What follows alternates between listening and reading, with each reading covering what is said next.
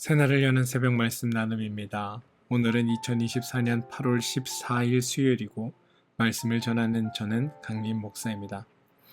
오늘 우리가 함께 나눌 말씀은 열왕기하 6장 24절로부터 7장 20절까지 말씀입니다. 열왕기하 6장 24절로부터 7장 20절까지 말씀입니다. 그 중에서 열왕기하 7장 16절로부터 20절 말씀만 함께 봉독하겠습니다. 여러분들 시간 되실 때 오늘 본문 전체의 말씀인 열왕기하 6장 24절로부터 7장 20절까지 말씀을 꼭 읽어봐 주시길 부탁드립니다. 백성들이 나가서 아람 사람의 진영을 노략한지라 이에 고운 밀가루 한 스아에 한 세겔이 되고 보리 두 수아가 한 세겔이 되니 여호와의 말씀과 같이 되었고 왕이 그의 손에 의지하던 그의 장관을 세워 성문을 지키게 하였더니 백성이 성문에서 그를 밟음에 하나님의 사람의 말대로 죽었으니 곧 왕이 내려왔을 때에 그가 말한 대로라. 하나님의 사람이 왕에게 말한 바와 같으니 이르길 내일 이맘때에 사마리아 성문에서 보리 두 스아를 한 세겔로 매매하고 고운 밀가루 한 스아를 한 세겔로 매매하리라 한즉 그때 이 장관이 하나님의 사람에게 대답하여 이르되 여호와께서 하늘에서 창을 내리신들 어찌 이 일이 있으리라 하매 대답하기를 내가 내 눈으로 보리라 그러나 그것을 먹지는 못하리라 하였더니 그의 장관에게 그대로 이루어졌으니 곧 백성이 성문에서 그를 밟음에 죽었더라. 열왕기하 7장 16절로부터 20절까지 말씀입니다. 열왕기하 6장 8절로부터 23절에 아람과의 네 번째 전쟁이 있었습니다. 하나님은 엘리사를 통해서 이 전쟁에서 승리하게 하셨는데 아람의 군사를 단 한 명도 죽이지 않았습니다. 도리어 음식을 많이 베풀어 배불리 먹고 또한 배불리 마시게 한 후 평안히 그들을 돌아가게까지 했습니다. 아람의 입장에서는 비록 전쟁에서의 패배였지만 군사적인 손실은 하나도 받지 못했습니다. 도리어 이스라엘의 수도인 사마리아까지 왔으니 군사적으로는 상대방의 수도가 어떻게 생겼는지 면밀히 관찰할 수 있는 기회를 얻었던 것이고 또한 군대 상황을 파악하는 절호의 기회를 얻었다고 할 수 있습니다. 그리고 그 사건 이후가 6장 24절입니다. 이후에 아람왕 벤하닷이 그의 온 군대를 모아 올라와서 사마리아를 에워싸니 여러분 이런 것을 뭐라고 해야 할까요?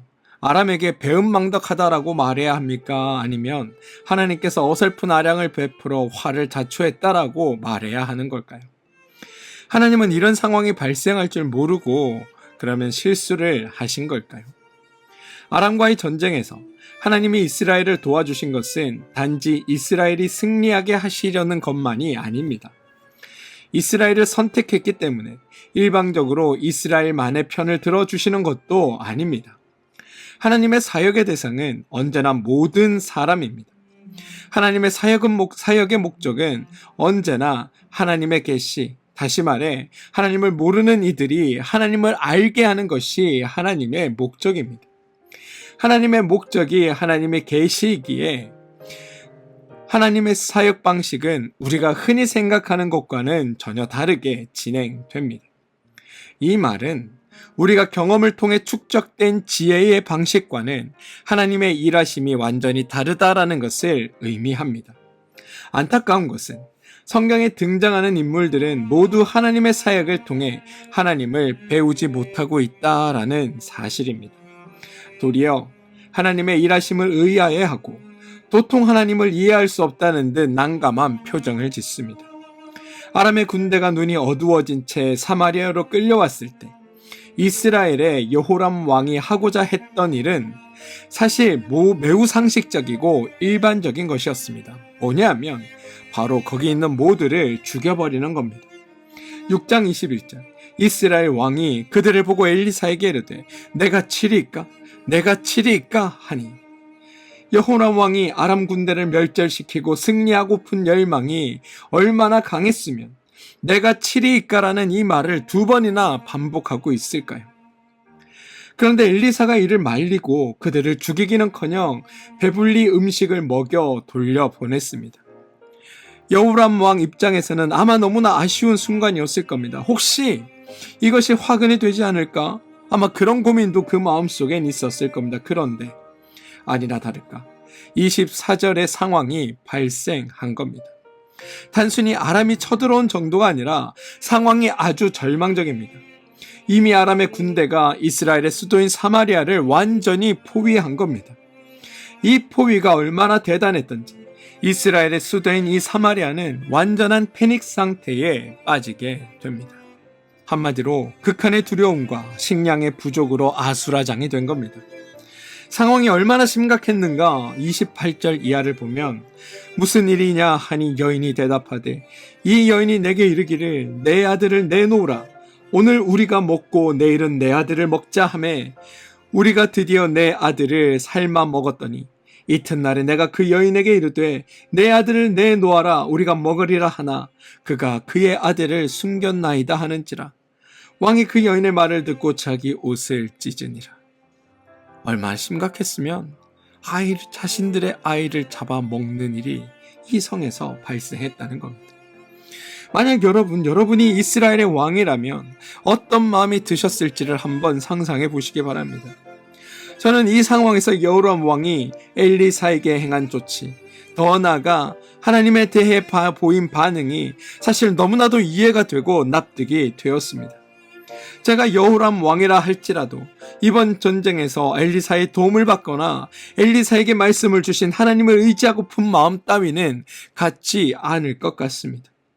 6장 31절부터 7장 2절까지는 이러한 이스라엘 왕과 관료들의 반응이 등장합니다. 첫 번째는 이스라엘의 왕입니다. 31절 왕이 이르되 사밧의 아들 엘리사의 머리가 오늘 그 몸에 붙어 있으면 하나님이 내게 벌 위에 벌을 내리실지로다 하니라. 엘리사를 죽여버리겠다고 합니다. 그런데 여러분 저라도 그럴 것 같습니다. 여호람 왕의 심정이 충분히 이해가 가기 때문입니다. 진즉의 기회가 있을 때 아람의 군대를 다 죽였어야 하는데 정치도 모르고 행정도 모르고 국가도 모르는 선지자 나부랭이 엘리사 따위의 말을 들어서 그들을 잘 먹여보낸 결과가 고작 이것이냐라는 게 지금 여호람 왕의 심정인 겁니다. 여호람의 입장에서는 아람의 군대를 막아야 하는 일도 급하지만 그것보다 더 급한 게 미련한 선지자, 뭣도 모르는 선지자, 국가 운영의 실정도 모르고 하나님 말씀만 나불대는 선지자, 그가 이 상황의 원인 제공자이니 그를 죽이는 것이 더 성급하다고 생각했던 겁니다. 그래야 그의 속이라도 시원할 것 같았기 때문입니다. 그동안 이보다 더 극심한 상황에서도 하나님이 이기게 해주셨는데 사실 지금 여호람은 그런 것들은 전혀 생각나지 않습니다. 그동안 많은 사건이 그에게 있었지만 그는 전혀 하나님을 배우지 못한 겁니다. 두 번째는 여러분, 여호람 왕으로부터 파견을 받은 사자의 반응입니다. 32절에 엘리사가 집에 머물고 있을 때 왕의 사자가 도착을 합니다. 그러면서 하는 말이 33절입니다. 무리와 말을 할 때에 그 사자가 그에게 이르니라. 왕이 이르되 이 재앙이 여호와께로부터 나왔으니 어찌 더 여호와를 기다리리요. 이들은 하나님을 믿고 의지하며 하나님께 도움을 구하기보다 이 재앙이 여호와께로 나왔다라고 말하며 하나님을 탓하고 있습니다. 하나님을 의지할 의사가 이들에게는 전혀 없습니다. 왕과 관련된 사람 중에 어느 누구도 왕에게 이전에 여호와가 도우셨던 일을 기억하십시오라고 권고하는 사람도 없고 이번에도 하나님께서 우리를 도우실 겁니다라고 기대하는 사람도 없습니다. 단지 여호와 일하심을 기대하지 않는 정도가 아니라 도리어 이 모든 원인이 하나님으로부터 있다고 하나님께 그 모든 책임을 뒤집어 씌우고 있는 겁니다. 여러분 이게 하나님을 모르는 이들의 전형적인 모습입니다. 그런데 그럼에도 불구하고 하나님은 이들을 저주하고 심판하지 않으십니다. 여전히 자비와 긍휼과 은혜를 이들 가운데 베풀어 주십니다. 그게 7장 1절입니다. 엘리사가 이르되 여호와의 말씀을 들을지어다. 여호와께서 이르시되 내일 이맘때에 사마리아 성문에서 고운 밀가루 한 스아를 한 세겔로 매매하고 보리 두 스아를 한 세겔로 매매하리라 하셨느니라. 이 말은 내일 이 전쟁에서 승리할 것이고 더 이상 이러한 비극은 이곳 가운데 일어나지 않을 것이며 이곳이 하나님의 승리로 기쁨으로 가득 차게 될 것이다라는 말입니다.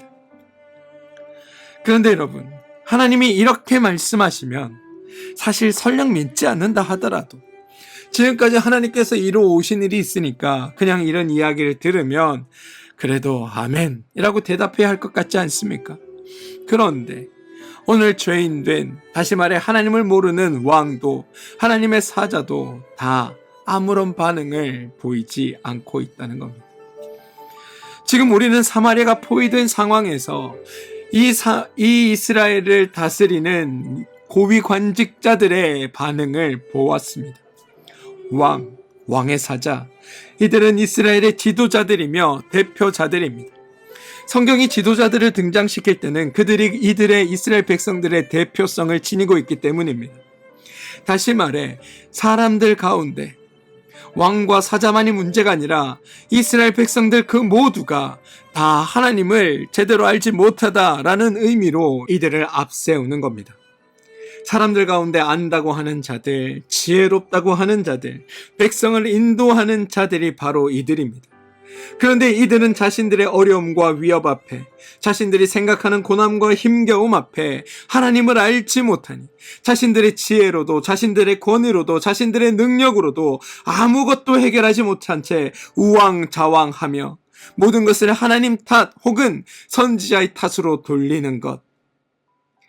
왕은 여호와의 선지자를 죽여버리겠다고 위협하고 왕의 사자는 이 재앙이 여호와께로부터 나왔다고 억지 주장을 하고 왕이 의지하는 장관이란 자는 여호와가 하늘에서 창을 내리신 듯 이 상황을 뒤엎는 게 가능하겠냐고 말하며 여호와를 조롱하고 있다는 것.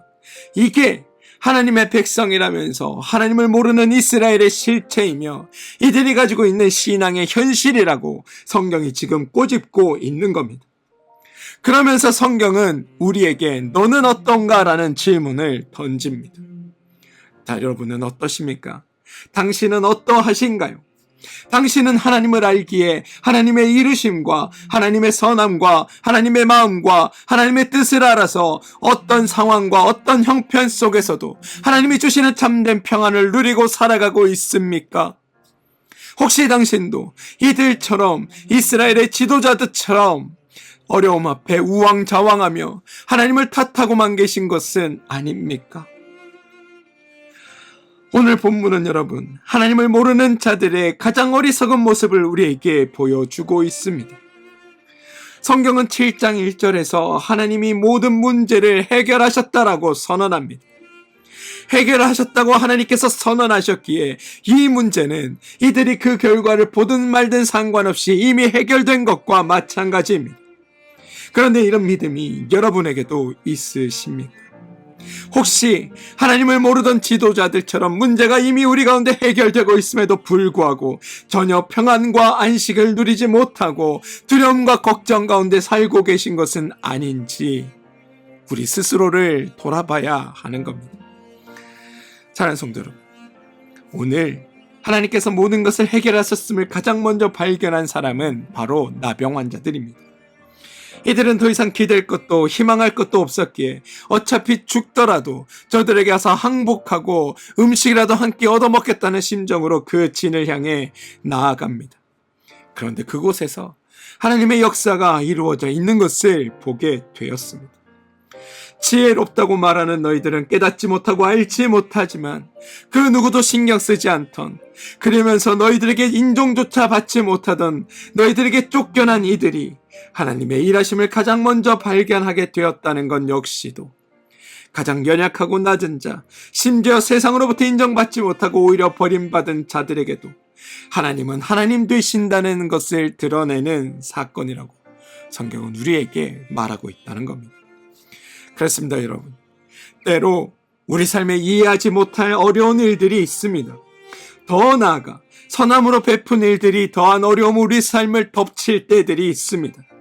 그런 상황에 다다르면 사실 모두 절망하고 무너지고 원망하고 상심을 느끼게 됩니다. 그런데 여러분, 그때에도 하나님의 신실하심을 믿는 여러분들이 되시길 소망합니다. 여러분을 향한 하나님의 선한 뜻과 그것을 이루어 가시는 하나님을 붙드시는 여러분들 되길 소망합니다. 우리의 삶을 포기하지 않으시고 나의 그 낮은 자리로 찾아오셔서 나와 함께 고난을 함께 하시는 주님이 계심을 기억하시길 바랍니다. 그리고 그분이 그것을 넘어 이루실 하나님의 그 사랑의 역사, 은혜의 역사가 우리 가운데 펼쳐지고 있음을 깨달으시길 바랍니다. 성경은 우리로 하여금 상황이 아니라 그 상황을 넘어 일하시는 하나님을 보도록 가르치고 있습니다. 하나님을 배우는 사람들은 세상이 알지도 못하고 세상이 줄 수 없는 하나님의 평안, 하나님의 기쁨, 하나님의 행복을 누리며 사는 이들이라고 성경은 우리에게 선언하고 있는 겁니다. 그리고 저는 그 사람들이 바로 여러분들이길 소망합니다. 하나님은 우리 가운데 그 일들을 이룬다고, 아니 이루었다고 말씀하고 계십니다. 그러니 이런 하나님을 만나시고 그 하나님의 일하심을 보고 깨닫고 알을 통하여 하나님 안에서 참 평안과 기쁨과 행복을 누리는 복된 삶이 여러분들의 삶들 되시길 주님의 이름으로 축원드리겠습니다. 함께 기도합니다. 주님, 이해할 수 없는 일이 있지 않길 바라던 그 일이 때론 우리 삶의 그림자처럼 드리울 때가 있습니다. 그것이 우리를 두렵게 하고 우리를 힘겹게 하며 우리를 절망으로 이끌고 가기도 합니다. 그런데 주님, 그럴 때마다 나를 향한 하나님의 그 선한 뜻과 신실하심을 기억하게 도와주시옵소서. 주님을 배우고 알게 하여 주시고 참 평안과 기쁨의 삶을 살아가는 우리가 되게 하여 주시옵소서. 예수님의 이름으로 기도합니다. 아멘.